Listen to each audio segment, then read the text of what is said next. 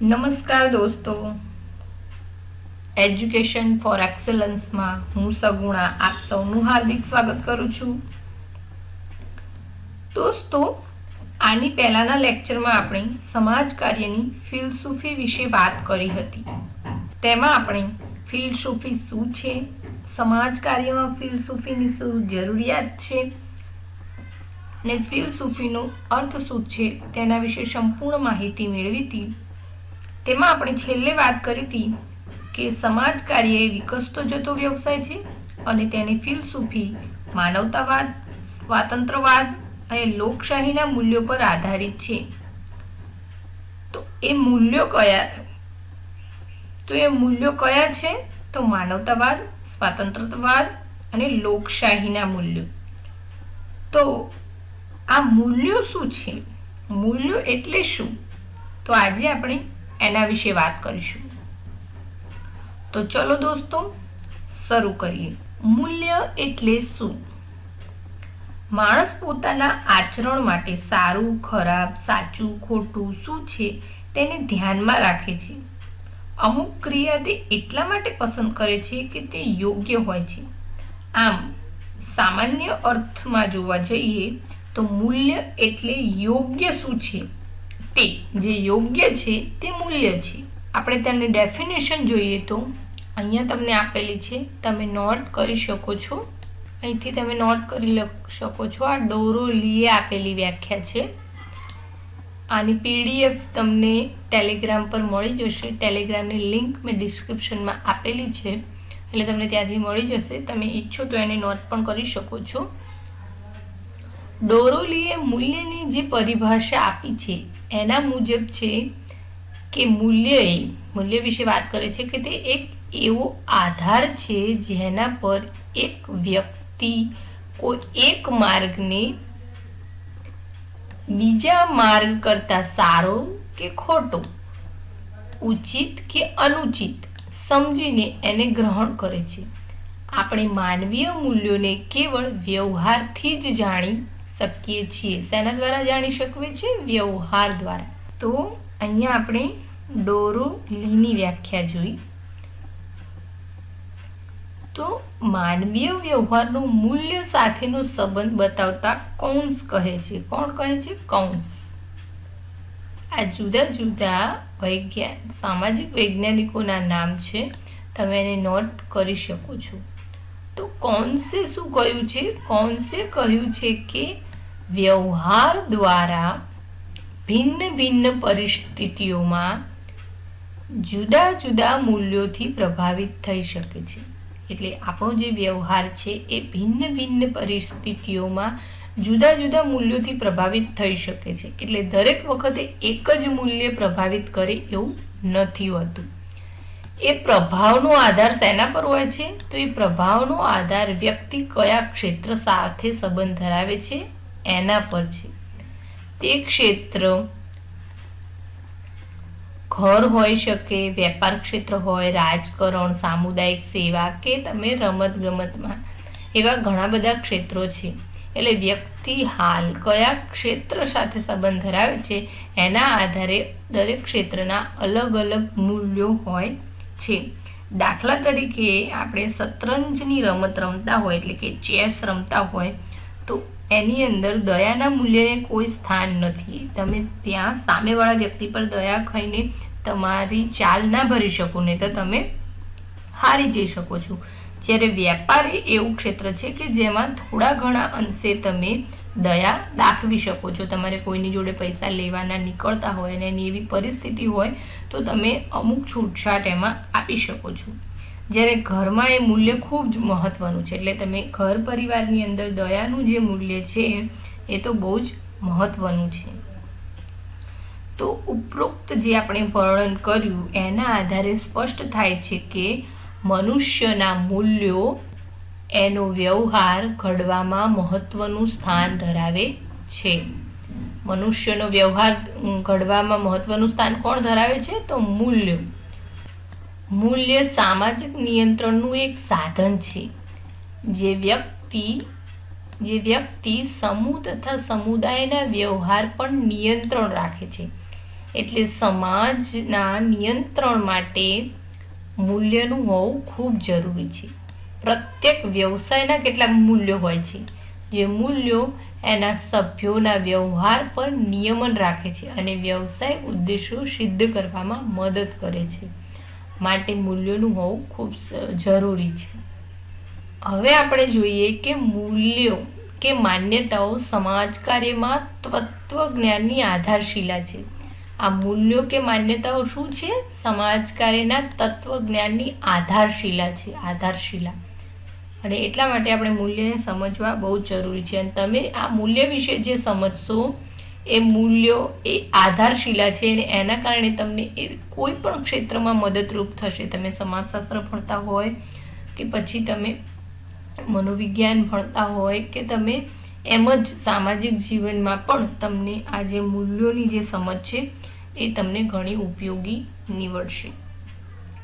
તો કોઈ પણ તત્વજ્ઞાન, વાદ, વિચાર કે વ્યવસાય કેટલાક પાયાના મૂલ્યો પર આધારિત હોય છે અને એ માન્યતાઓ કે મૂલ્યોનો છેદ ઉડાડી દેવામાં આવે તો એ તત્વજ્ઞાન, વાદ, વિચાર કે વ્યવસાય ટકી કે વિકસી શકતા નથી. આથી મૂલ્યો હોવા ખૂબ જરૂરી છે. સમાજ કાર્ય આધુનિક યુગનો એક વ્યવસાય છે, એટલે એ પણ કેટલીક પાયાની માન્યતાઓ અથવા મૂલ્યો પર આધારિત છે. આ વ્યવસાયનો જન્મ પશ્ચિમમાં થયો, એટલે એની માન્યતાઓ અથવા મૂલ્યો પર પાશ્ચાત્ય સંસ્કૃતિની છાપ હોય એ સ્વાભાવિક છે. એટલે આપણે જે મૂલ્યો ભણી રહ્યા છે સમાજ કાર્યના, એની અંદર પાશ્ચાત્ય સંસ્કૃતિની છાપ તમને જોવા મળશે. તો ફ્રીનલેન્ડે શું કહ્યું છે એ જોઈએ આ વિશે. તો ફ્રીનલેન્ડે કહ્યું છે કે સમાજ કાર્યના મૂળભૂત મૂલ્યો. કયા મૂલ્યો? મૂળભૂત મૂલ્યો આપમેળે જ્યાં ત્યાં પ્રગટ થતા નથી, પરંતુ સંસ્કૃતિને પોષક એવી ગહન માન્યતાઓમાં તેમના મૂળ પડેલા હોય છે. એટલે ગમે ત્યાં સમાજ કાર્યના મૂલ્યો નથી પ્રગટ થતા, પરંતુ સંસ્કૃતિને પોષક એવી ગહન માન્યતાઓમાં તેના મૂળ પડેલા હોય છે. નૈતિક અને આધ્યાત્મિક સમાનતા, વ્યક્તિ વિકાસની સ્વતંત્રતા, તકોની મુક્ત પસંદગી, યોગ્ય સ્પર્ધા, અમુક હદ સુધીનું વ્યક્તિ સ્વાતંત્ર્ય, વાણી, અભિવ્યક્તિ અને વિચાર વિનિમયની ભાવના, પરસ્પરના આદર અને બીજાના અધિકારોને દરકરાર પર આધારિત હોય છે. તો અહીંયા ફ્રીનલેન્ડે કેટલાક મૂલ્યો આપેલા છે. તો એ મૂલ્યો જે રહ્યા એ આપમેળે નથી પ્રગટ થયા, પરંતુ તે સંસ્કૃતિની પોષક એવી ગહન માન્યતાઓના આધારે પ્રગટ થયા છે. લોકશાહીના આદર્શોનું હજુ આપણી સંસ્કૃતિમાં સંપૂર્ણ અમલીકરણ નથી થયું. સમાજ કાર્ય દ્વારા તેને સિદ્ધ કરવાના પ્રયત્નો કરવામાં આવે છે અને આપણું જ કામ છે એક સમાજ કાર્યકર તરીકે કે આપણે આ મૂલ્યોને સિદ્ધ કરીએ. હવે આપણે મૂલ્યો વિશે વિભિન્ન જે વિદ્વાનો છે એમણે જે મંતવ્યો આપ્યા છે એના વિશે વાત કરીશું. તો સમાજ કાર્ય આધુનિક યુગનો વિકસતો વ્યવસાય છે અને ભિન્ન ભિન્ન વિદ્વાનોએ એના મૂલ્યો કે માન્યતાઓ અંગે ભિન્ન ભિન્ન દ્રષ્ટિએ વિચાર કર્યા છે અને એ પૈકીના કેટલાક પ્રમુખ વિદ્વાનો એ જે મૂલ્યો વિશે વાત કરી છે એ અહીંયા મેં તમને જણાવી છે. જેમાં સૌથી પહેલા આપણે જોઈએ પ્રોફેસર બો એમના મંતવ્ય મુજબ દરેક વ્યક્તિને પોતાની શક્તિ અનુસાર પોતાનો વ્યક્તિત્વનો પૂર્ણ વિકાસ કરવાનો અધિકાર છે. એટલે દરેક વ્યક્તિને પોતાની જેટલી શક્તિ રહેલી છે એ પ્રમાણે પોતાનો વિકાસ કરવાનો એને અધિકાર છે. બીજું છે સર્વ સામાન્ય હિતમાં અભિવૃદ્ધિ કરી શકે એવી રીતે પોતાનો વિકાસ સાધવાની સમાજની દરેક સભ્યની ફરજ બની રહે છે. ત્રીજું છે વ્યક્તિના વ્યક્તિત્વનો પૂર્ણ વિકાસ સધાય એવી તકો પૂરી પાડનારી સમાજની જવાબદારી છે. એટલે સમાજની એ જવાબદારી છે કે વ્યક્તિ પોતે પોતાનો સંપૂર્ણ વિકાસ સાધી શકે તેવી તકો તેને પૂરી પાડવી અને એવી રીતે વ્યક્તિના વ્યક્તિત્વનો વિકાસ વડે સમાજ પોતે પણ સમૃદ્ધ થાય એવો સમાજનો હક છે. એટલે બંને પરસ્પર જોડાયેલા છે. વ્યક્તિને વિકસવા માટેની જે તક છે એ સમાજ આપે છે અને વ્યક્તિના વિકાસ થકી સમાજ પણ પોતાનો વિકાસ સાધે છે.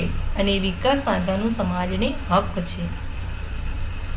ત્રીજું છે વ્યક્તિના સ્વસ્થ, સુગ્રથિત અને સંતુલિત વિકાસને સારું વ્યક્તિની મૂળભૂત ભૌતિક, સાંસ્કૃતિક અને મનોવૈજ્ઞાનિક, આર્થિક, સૌંદર્યલક્ષી અને આધ્યાત્મિક એવી મૂળભૂત આવશ્યકતાઓ સમાજ દ્વારા સંતોષવામાં આવે એ દરેકની જરૂરિયાત બની રહે છે. એટલે વ્યક્તિની જે મૂળભૂત ભૌતિક, સાંસ્કૃતિક, મનોવૈજ્ઞાનિક, આર્થિક, સૌંદર્યલક્ષી અને આધ્યાત્મિક એવી જે મૂળભૂત આવશ્યકતાઓ છે એ સમાજ દ્વારા સંતોષવામાં આવે એવી દરેકની જરૂરિયાત હોય છે.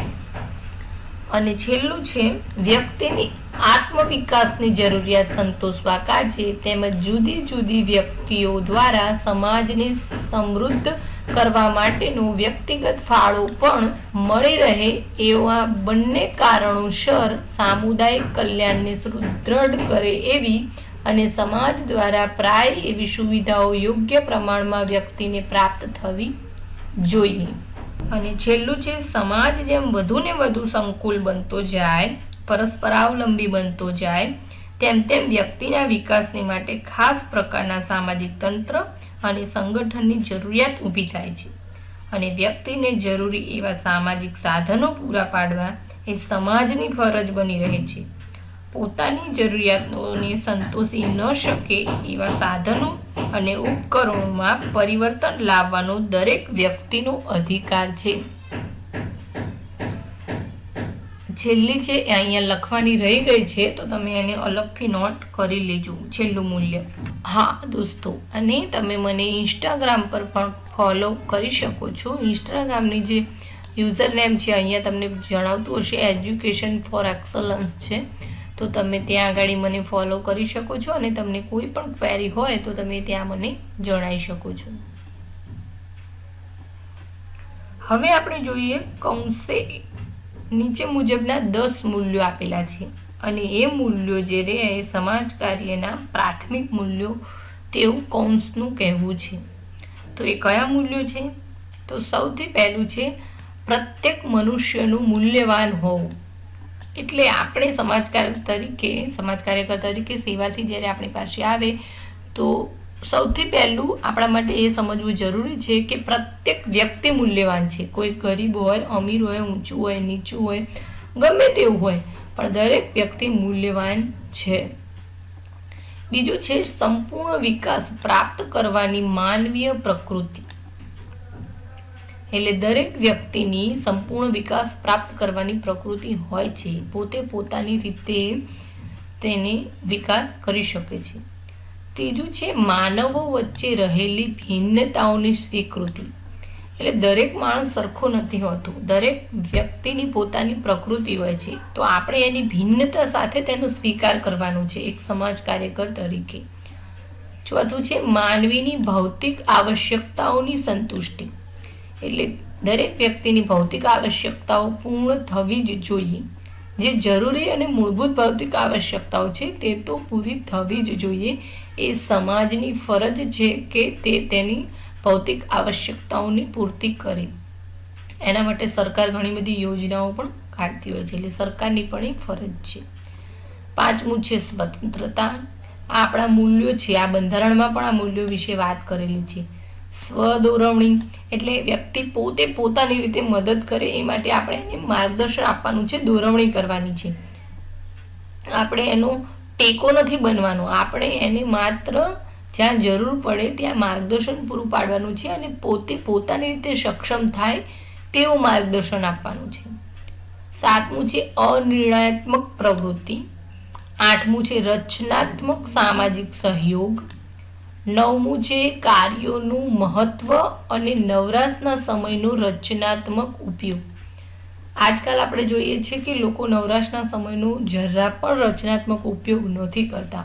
હા, લોકડાઉનના કારણે ઘણા બધા લોકોએ અત્યારે ઘરે રહેવાના કારણે નવરાશના સમયે ઘણા બધા રચનાત્મક કાર્યો કર્યા છે. પણ આપણે હજુ વધારે લોકો નવરાશના સમયમાં રચનાત્મક કાર્યો કરે તે માટે તેમને એવા કાર્યોનું મહત્વ સમજાવવાનું છે. 10મું છે પોતાના અસ્તિત્વનું મનુષ્ય યા પ્રકૃતિથી થતા નુકસાનથી રક્ષણ કરવું. એટલે દરેક વ્યક્તિએ પોતાનું અસ્તિત્વ ટકાવી રાખવા માટે એને જે પ્રકૃતિ દ્વારા જે નુકસાન થઈ રહ્યું છે એના માટે એને રક્ષણ મેળવવાનો અધિકાર છે. આગળ જોઈએ તો સંયુક્ત રાષ્ટ્ર સંઘનું ત્રીજું આંતરરાષ્ટ્રીય સર્વેક્ષણ અથવા સમાજ કાર્યના પ્રશિક્ષણ અંગે થયેલા સર્વેક્ષણના જે મૂલ્યો પર આજ સુધી વ્યવસાયિક સમાજ કાર્ય આધારિત છે તે સમાજ કાર્યના દાર્શનિક મૂલ્યો તરફ આપણે સ્પષ્ટ ઇશારો કરે છે. તો અત્યાર સુધી સમાજ કાર્ય જે સામાજિક મૂલ્યો પર આધારિત છે એ મૂલ્યો કયા છે તો એ મેં તમને અહીંયા આપેલા છે. ટોટલ 8 મૂલ્યો છે, તમે તેને જોઈ શકો છો. સૌથી પહેલું છે વ્યક્તિની કક્ષા, જાતિ, ધર્મ, રાજકીય વિચાર અને સ્વભાવ પર ધ્યાન ન આપતા એનો માનવ તરીકે સ્વીકાર થવો જોઈએ. તેના ગૌરવ અને આત્મવિશ્વાસમાં વૃદ્ધિ થાય એવા તમામ કાર્યો કરવા જોઈએ. આપણા બંધારણમાં પણ આ મૂલ્યો આપેલા છે કે વ્યક્તિ સાથે કોઈ પણ રીતે ભેદભાવ ન કરતા વ્યક્તિ પોતે પોતાનું ગૌરવ અને આત્મવિશ્વાસ જાળવી રાખે તેવી રીતે આપણે કાર્ય કરવું જોઈએ.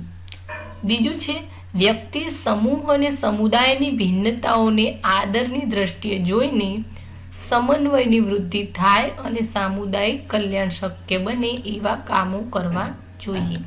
એટલે દરેક વ્યક્તિ ભિન્ન છે, આપણે એની એ ભિન્નતાઓનો સ્વીકાર કરીને તેનો વિકાસ થાય અને તે ભિન્નતાઓ સાથે એકબીજા સાથે સમન્વય સાધી શકે તેવા કાર્યો આપણે કરવાના છે. પોતાના વ્યવસાયિક સંબંધો દ્વારા સમસ્યાગ્રસ્ત વ્યક્તિ, સમૂહ કે સમુદાય વધારે સ્વતંત્ર અને આત્મનિર્ભર બને તેવા પ્રયોગો કરવા. વ્યક્તિઓને સમસ્યાના તૈયાર ઉકેલ બતાવવા નહીં. આ બહુ જ જરૂરી છે દોસ્તો કે એક સમાજ કાર્યકર તરીકે આપણે વ્યક્તિની મદદ તો કરવાની જ છે. વ્યક્તિ, જૂથ કે સમુદાયની કોઈ પણની મદદ આપણે કરીએ છીએ, પણ એ મદદ દરમિયાન આપણે એની જે સમસ્યા છે એની સમસ્યાનો તૈયાર ઉકેલ નથી બતાવવાનો. આપણે એની એવી રીતે માર્ગદર્શન આપવાનું છે કે પોતે આત્મનિર્ભર બને, એ પોતે પોતાની મદદ કરી શકે અને ભવિષ્યમાં એને કોઈની પણ મદદની જરૂર ના પડે અને તે પોતે પોતાની મદદ કરી શકે અને બીજાને પણ એવી રીતે મદદરૂપ થઈ શકે એવી રીતે તેને આત્મનિર્ભર બનાવવાનું છે. ચોથું છે વ્યવસાયિક સંબંધોનું સાવધાનપણે શક્ય ત્યાં સુધી વ્યક્તિ અને સમાજના વધારે ભલા માટે પરોક્ષ રીતે ઉપયોગ કરવો. એટલે આપણા જે વ્યવસાયિક સંબંધો જોડાયેલા છે સમાજમાં જે લોકો સાથે, એનો આપણે સાવધાનીપૂર્વક એવી રીતે ઉપયોગ કરવો કે વ્યક્તિ અને સમાજનું તેમાં ભલું થાય. એનો આપણે પર્સનલ કામ માટે અથવા પોતાના હિત માટે ઉપયોગ નથી કરવાનો, એનો ઉપયોગ સમાજના ભલા માટે કરવાનો છે. પાંચમું છે વ્યક્તિઓમાં આત્મનિર્ભરતાની ભાવનાને પ્રોત્સાહન આપવું જોઈએ, જેથી વ્યક્તિનો આત્મવિશ્વાસ વધે અને તે પોતાની જવાબદારીનું વહન કરી શકે. આજકાલ આપ સૌ જોઈ રહ્યા છો કે આપણા પ્રધાનમંત્રી શ્રી નરેન્દ્રભાઈ મોદી અત્યારે આત્મનિર્ભર ભારતની વાત કરી રહ્યા છે. તો આપણા સમાજ કાર્યનું તો એ મૂલ્ય જ છે કે આપણે વ્યક્તિઓની અંદર એ આત્મનિર્ભરતા કેળવવાની છે કે જેથી એ વ્યક્તિનો આત્મવિશ્વાસ વધે અને તે પોતાની જવાબદારીનું વહન જાતે કરી શકે. પરંતુ એના માટે વ્યક્તિની અંદર આત્મનિર્ભરતાની જે ભાવના છે એને આપણે પ્રોત્સાહન આપવાનું છે. આગળ જોઈએ તો વ્યક્તિ, સમૂહ અને સમુદાયને વિષમ પરિસ્થિતિઓમાં એવી તકો મેળવી આપવી જેનાથી એમનું જીવન સંતોષપ્રદ બની શકે. કેટલાક શિવાર્થીઓ એવા હોય છે કે તેમના જીવનની પરિસ્થિતિઓ એકદમ વિષમ હોય છે અને એવી પરિસ્થિતિઓમાં આપણે શું કરી શકીએ, આપણી શું ભૂમિકા છે? તો આપણી સમાજ કાર્યકર તરીકે એ ભૂમિકા છે કે જો કોઈ વ્યક્તિ એવી વિષમ પરિસ્થિતિમાં છે તો એને એવી તકો મેળવી આપવી કે જેનાથી એનું જીવન સંતોષપ્રદ બની રહે અને જીવનથી સંતોષ થાય અને એના માટે આપણે એને આત્મનિર્ભર બનાવવો પડે. તો દરેક મૂલ્ય એકાબીજી સાથે જોડાયેલા છે. દરેક મૂલ્યને સાથે લઈને ચાલવાનું છે. કોઈ એક મૂલ્ય માટે બીજા મૂલ્ય સાથે આપણે સમાધાન કરવાનું નથી. 7મું છે સમાજ કાર્યના જ્ઞાન અને દર્શન પર આધારિત નીતિઓનો અમલ કરવાની વ્યવસાયિક જવાબદારીઓનો સ્વીકાર કરવો જોઈએ, જેથી કરીને વ્યક્તિ પોતાની ઈચ્છાઓ અને આવશ્યકતાઓની તૃપ્તિ માટે સારામાં સારા વાતાવરણ અને તક પ્રાપ્ત કરી શકે તથા તેની શક્તિઓનો પૂરો ઉપયોગ કરીને સંતુષ્ટ થાય. અને આ બધું જ કરવા માટે આપણે સમાજ કાર્યના જ્ઞાન અને દર્શન પર આધારિત નીતિઓનો અમલ કરવાની જરૂર છે. અને એ પણ આપણી વ્યવસાયિક જવાબદારી છે તેવો સ્વીકાર કરીને. અને છેલ્લું છે વ્યવસાયિક સંબંધોની ગોપનીયતાનું રક્ષણ કરવું. એક સમાજ કાર્યકર તરીકે આપણી પાસે દરેક પ્રકારના સેવાર્થી આવશે. એમના કેટલાક એવા પ્રશ્નો પણ હશે કે જે એ આપણને કહેશે. તો આપણી એ એક જવાબદારી છે કે આપણે આપણા દરેક સેવાર્થીની, આપણા દરેક વ્યવસાયિક સંબંધોની ગોપનીયતાનું રક્ષણ કરવી. તેમની વાત બહાર ના જાય એનું આપણે ધ્યાન રાખવાનું છે. તો દોસ્તો, આજે આપણે સમાજ કાર્યની અંદર મૂલ્ય એટલે શું અને એ કયા મૂલ્યો છે જેનો એક સમાજ કાર્યકર તરીકે આપણે ઉપયોગ કરવાનો છે, આપણા જીવનમાં એ મૂલ્યોને આપણે આત્મસાત કરવાના છે, એના વિશે આપણે વાત કરી. હવે પછીના લેક્ચરમાં આપણે હર્બર્ટ બિશ્નોઈએ સમાજ કાર્યના પોતાના પુસ્તક ધી ફિલોસોફી ઓફ સોશિયલ વર્કમાં સમાજ કાર્યના કેટલાક દાર્શનિક સિદ્ધાંતોની વાત કરી છે. તો આપણે પહેલા સમાજ કાર્યની ફિલસૂફી વિશે, ત્યારબાદ સમાજ કાર્યના મૂલ્ય વિશે વાત કરી અને હવે આપણે સમાજ કાર્યના સિદ્ધાંતો વિશે વાત કરીશું. તો દોસ્તો, હવે પછીનું લેક્ચર સમાજ કાર્યના સિદ્ધાંતો પર હશે. મુખ્ય 4 સિદ્ધાંતો છે જેના વિશે આપણે ડિટેલમાં હવે પછીના લેક્ચરમાં વાત કરીશું. તો આશા રાખું છું કે આજનું આ લેક્ચર તમને પસંદ આવ્યો હશે. જો પસંદ આવ્યો હોય તો તમે વિડીયોને લાઈક કરી લો અને હજુ સુધી તમે જો ચેનલને સબસ્ક્રાઈબ ના કરી હોય અને તમે સમાજ કાર્યના અને સમાજશાસ્ત્રના તેમજ સ્ટડી માટેની કેટલીક ટિપ્સ, મોટિવેશનલ વિડીયો વગેરે જોવા માંગતા હોય તો તમે આ ચેનલને સબસ્ક્રાઈબ કરી શકો છો. સબસ્ક્રાઈબ કરવાનો કોઈ ચાર્જ નથી. સબસ્ક્રાઈબ કર્યા બાદ બાજુમાં આપેલ બેલ આઇકનને તમે ક્લિક કરશો, જેથી જે પણ મારા નવા વિડીયો આવશે તેમની નોટિફિકેશન તમને સૌથી પહેલાં મળી જશે. અને હા દોસ્તો, મારા દરેક લેક્ચરની PDF તમને ટેલિગ્રામ ગ્રુપમાં મળી જશે.